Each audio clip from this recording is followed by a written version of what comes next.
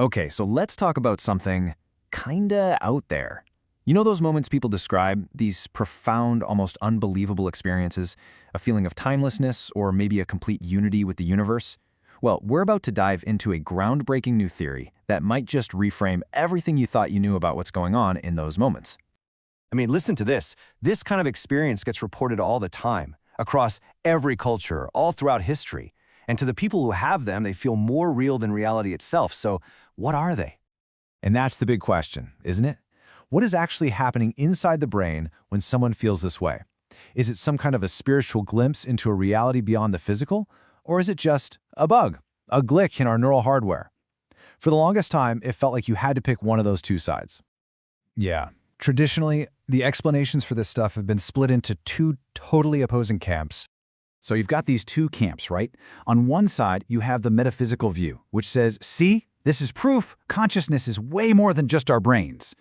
But then, on the complete other end of the spectrum, you have the illusionist view. They're basically saying, nope, it's just a glitch, your brain's software crashed, nothing to see here.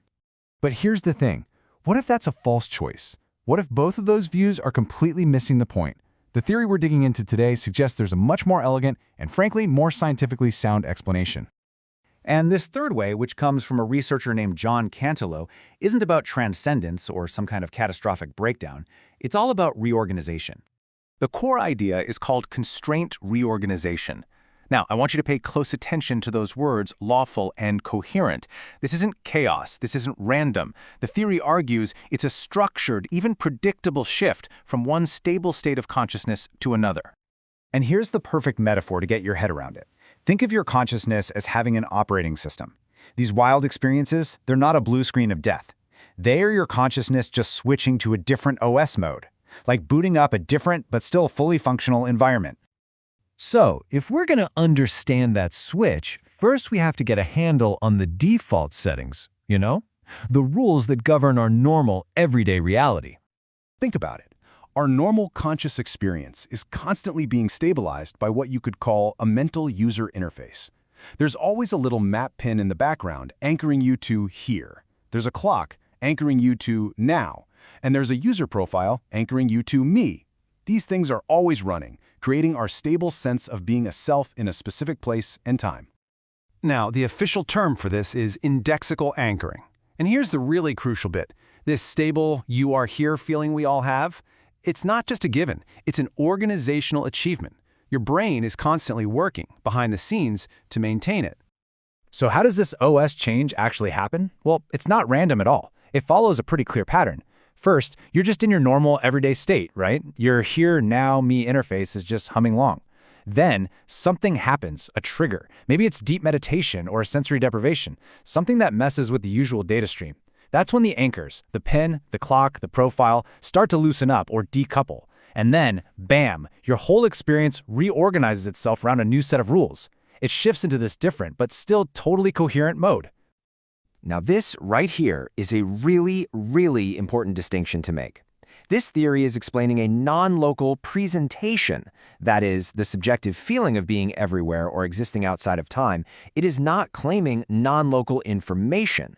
It's not saying you can actually see the future or read someone's mind. The change is in the structure of your experience, not in the laws of physics. Okay, but that raises another really interesting puzzle. If these are just internal, personal reorganizations, why do people from totally different backgrounds report such similar-sounding experiences? I mean, really, think about it. From ancient mystics to modern-day folks experimenting with meditation, the themes are incredibly consistent. Unity, timelessness, the dissolution of the ego. How is that even possible? Well, the theory has a beautiful answer for this. It's called the lingua franca hypothesis. I want you to imagine that meaning itself is like a kind of abstract structural map that all conscious beings have access to. The things people do, the constraints, like specific meditation techniques, they act like a set of directions. So if different people follow similar directions, it makes sense that they're going to arrive at very similar locations on this shared map of meaning. So the key takeaway here is that this is all about alignment, not transmission. People's experiences are so similar because they are navigating a shared structure. It's not that one person's consciousness is somehow being beamed into another's. The actual experience itself is still totally private. All right, so let's pull all this together. What does this all really mean? Why is this third way of thinking about consciousness such a big deal? Well, this new framework is incredibly powerful. For one, it lets us take these profound experiences seriously on their own terms, without having to jump to supernatural beliefs. It completely respects the laws of physics, and it treats these states not as bugs in the system, but as features, as lawful, totally valid modes of our mental operating system. It just reveals how amazingly flexible our own minds really are. And I think Cantillot puts it just perfectly here. Extraordinary experiences do not stand outside the natural order. They reveal its flexibility. They aren't breaking the rules. They're showing us that the rulebook is way, way bigger than we ever imagined. And that leaves us with one last, pretty mind-bending thought to chew on. If what we call normal reality is just one of many possible settings for our consciousness, what does that say about the world we experience every single day? Is it the only reality, or is it just the default channel? Something to think about.